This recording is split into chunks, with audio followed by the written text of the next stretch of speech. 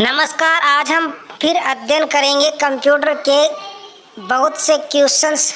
आइए आज हम माइक्रोसॉफ्ट एक्सेल के कुछ क्वेश्चंस देखते हैं। डेटा का भंडारण, आयोजन और विश्लेषण एक्सेल में किया जाता है। स्प्रेडशीट के दाहिने और नीचे भाग में मौजूद एलिवेटर बार के उपयोग से ऊपर और नीचे जा सकते हैं। एक अधिक वर्कशीट और चार्ट से मिलकर एक एक्सेल दस्तावेज का निर्माण होता है जिसे वर्कबुक कहा जाता है। Save S, open, close, recent, new point, document, sharing, help आदि विकल्प होते हैं जिन्हें बैक स्टेज व्यू कहते हैं। जब हम एक नए वर्कबुक खोलते हैं तो उसमें डिफ़ॉल्ट रूप से 3 वर्कशीट शामिल होती है। वर्कबुक अतिरिक्त वर्कशीट जोड़ने के लिए शॉर्टकट कुंजी इस्तेमाल की जाती है Shift+F1। एक वर्कशीट में कुल रो और कॉलम या पंक्तियां होती हैं 10,48,575 रो व 16,384 कॉलम। एक्सेल की सबसे छोटी इकाई और मूल रूप से पंक्ति और स्तंभ का जो प्रतिच्छेद बिंदु होता है उसे सेल कहते हैं। एक्सेल में एक सेल में किन वस्तुओं को रख सकते हैं? नंबर, मुद्रा प्रतीकों, विराम चिन्ह, शाब्दिक सामग्री, संख्या, फॉर्मूला, फंक्शन आदि होते हैं। एक से अधिक वर्कशीट को एक साथ चुनने के लिए क्लिप के साथ कंट्रोल का प्रयोग करते हैं। सेल सामग्री की फॉर्मेटिंग की जाती है।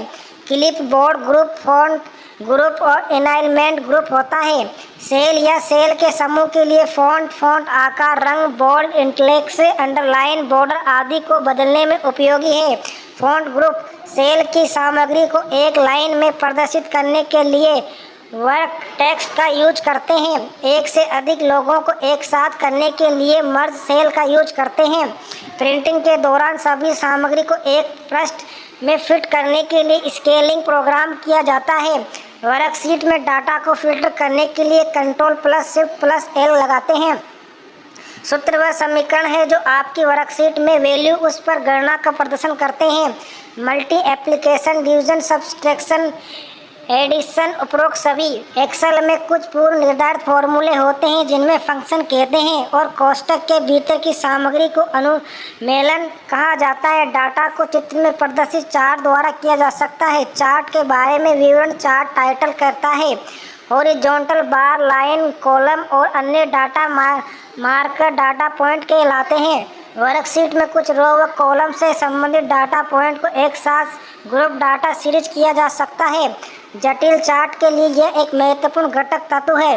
चार्ट पर प्रत्येक डाटा सीरीज लीजेंड कलर में प्रदर्शित होगी यह निर्णय लिया जाता है। वैल्यू एक्सिस संख्यात्मक पैमाने ही जो डाटा पॉइंट वैल्यू दिखाता है।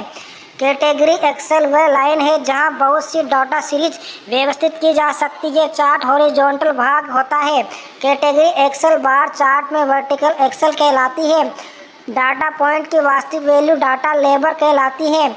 मुख्य रूप से योग करने के लिए प्रत्येक मान के योगदान को दिखाने के लिए चार्ट का उपयोग में लाया जाता है।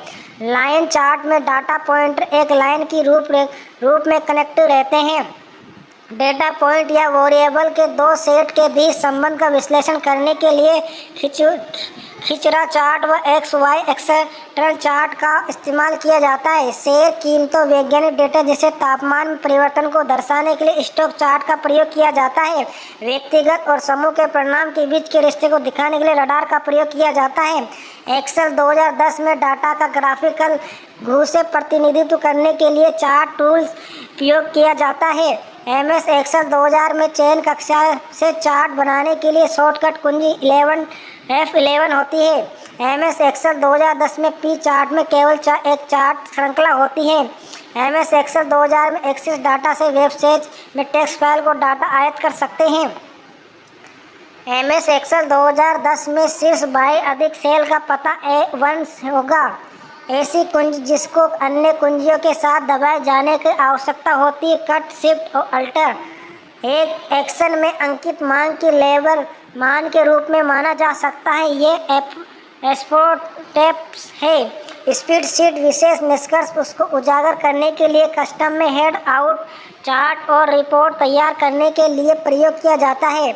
MS एक्सेल 2010 में सेल एड्रेस सही उदाहरण AZ145 है। मान लीजिए कि आप शीट 1 के नाम पर वर्कशीट काम कर रहे हैं, तो आपको चाहिए कि शीट 3 नाम वर्कशीट में मौजूद A1 से A10 सेल वॉल्यूम का मूल्य पर आधारित हो। इक्वल सम शीट 3 A1 A10 तक। मान लें कि प्रत्येक पेपर के प्राप्त अंक B2 से B7 सेल में प्रत्येक पेपर के लिए अधिकतम अंक 100 होते हैं। MS एक्सेल में प्रतिशत की गणना करने के लिए सही सूत्र क्या है? Equal sum B2 B7 100 into 100। MS Excel 2010 में लाइव पूर्वावलोकन के साथ पेस्ट का बार बार हिट और तेज से बचाता है और आप आसानी से सामग्री पूर्वावलोकन का उपयोग कर सकते हैं। MS एक्सेल में सेल, पंक्तियों और स्तंभों का प्रतिच्छेदन है। MS एक्सेल 2010 में स्ट्रिंग के शुरू और अंत के रिक्त स्थान और डुप्लीकेट रिक्त स्थान को हटाने के लिए ट्रिक फंक्शन का इस्तेमाल किया जाता है। जब कोई एक्सेल फाइल ईमेल से प्राप्त होती है, इंटरनेट से डाउनलोड होती है, तो यह स्वचालित रूप से MS एक्सेल 2010 में संभावित को खतरों दूर करने के लिए प्रोडक्ट व्यू में खोलती है। एक अलग शीट में स्थित सेल में डेटा प्राप्त करने को रिफ्रेशिंग कहा जाता है। MS एक्सेल 2010 में किसी आइटम की कीमत को संचित करने के लिए करेंसी या डाटा प्रकार का उपयोग करना बेहतर है।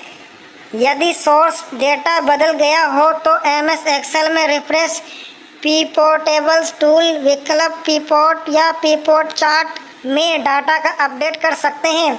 ऑपरेशन में से logical operation greater than, less than, equal का यूज करते हैं। एक एक्सेस 2010 में पोस्ट विशेष संवाद बॉक्स में SQRT उपलब्ध नहीं है। सही फॉर्मूला इक्वल सम A1 से A10। MS एक्सेल 2010 में किसी भी कॉलम की चौड़ाई कॉलम शीर्षक के दाएं सीमा की ओर डबल क्लिक करने पर परिवर्तन करेंगे ताकि उसमें चयनित विषय वस्तु फिट हो जाए। MS एक्सेल 2010 में वैध सेल का पता A1।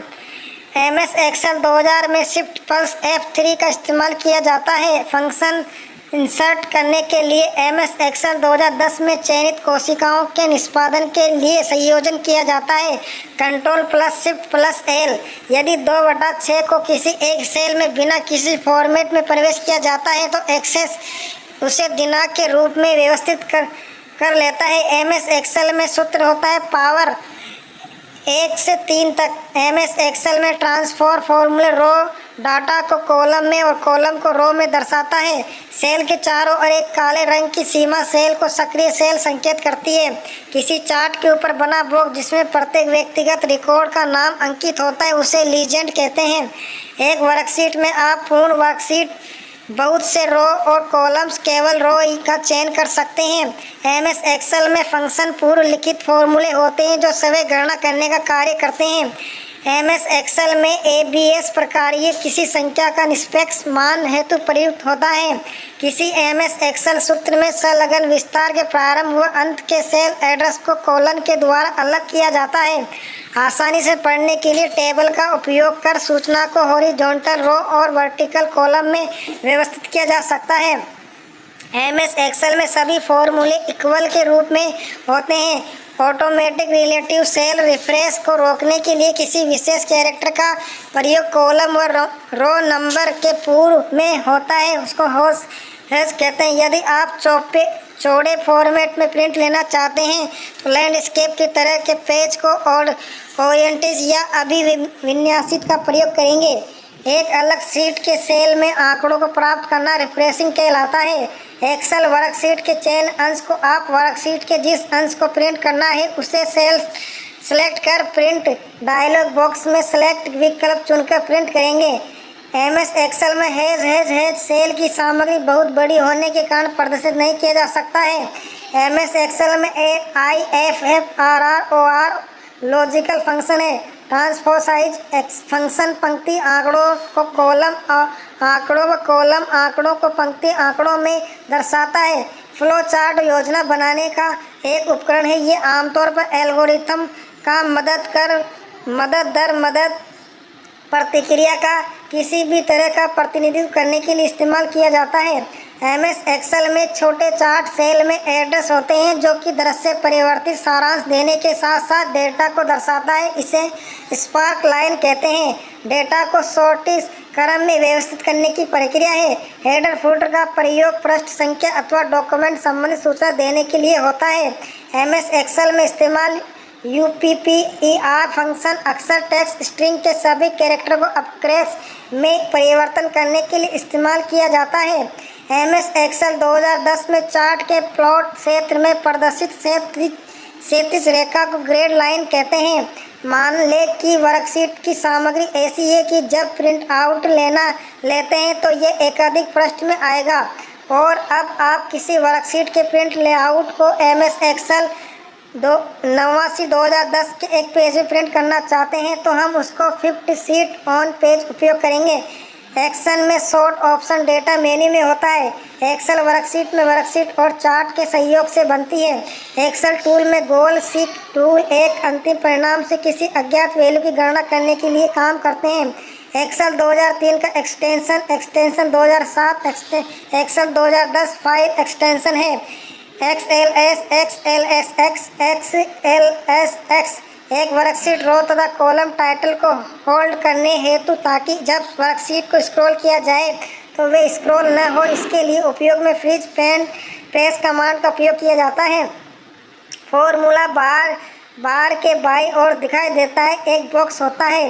वर्कशीट के एक स्थान से फॉर्मेटिंग को कॉपी कर किसी दूसरे स्थान पर फॉर्मेटिंग अप्लाई करने के लिए आप स्टैंडर्ड टूल बार पर उपस्थित फॉर्मेट पेंटर बटन का उपयोग करोगे। पेस्ट स्पेशल कमांड आपको कॉपी और पेस्ट की सुविधा देता है।